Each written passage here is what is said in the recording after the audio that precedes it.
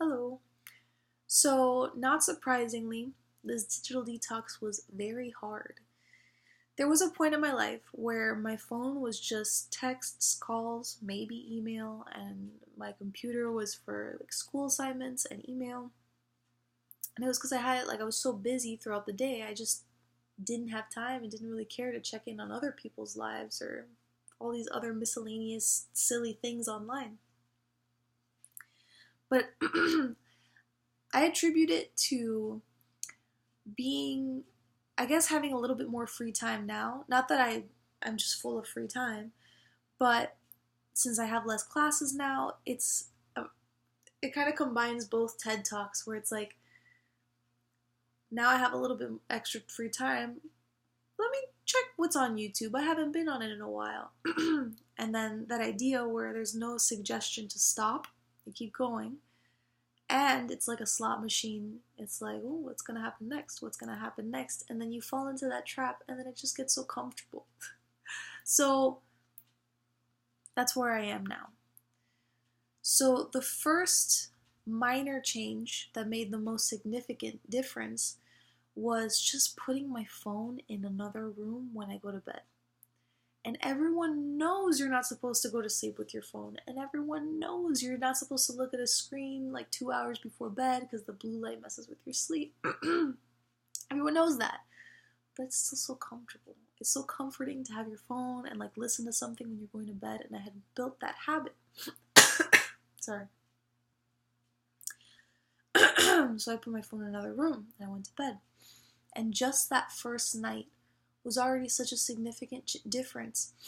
I slept the whole night. I had gotten used to like waking up like once or twice, turning around a little bit. Like, I don't know if it's coincidental, but really this first night, I slept the whole way through. My alarm clock, instead of my phone alarm clock was blaring.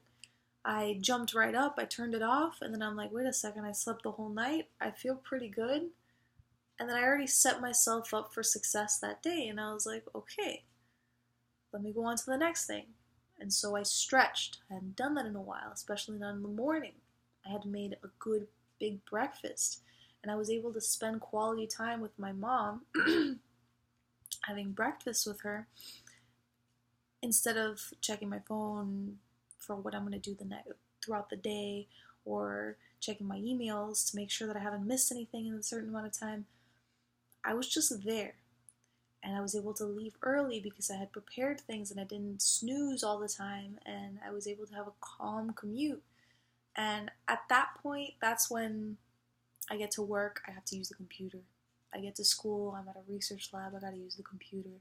Like, I couldn't get away from screen time at those points, but it really, it made me mindful of the times that I would use my phone, because once I did have a break, when I would normally scroll through something mindlessly,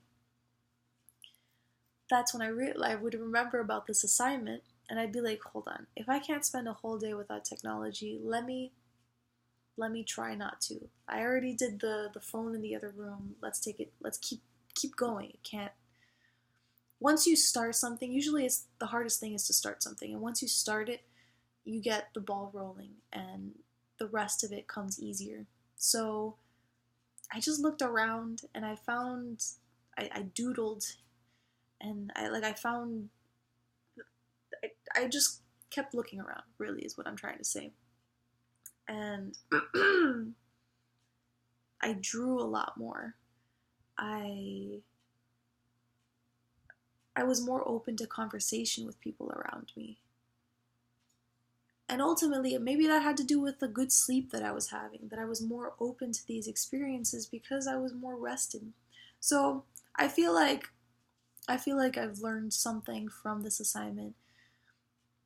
Maybe a little bit disappointed that I couldn't spend a whole day without screen time, but also I accept it because that's just the lifestyle that we have now. It doesn't mean that we have to shut it out completely, but we could be a little more mindful of when we're being mindless, I guess. I don't know.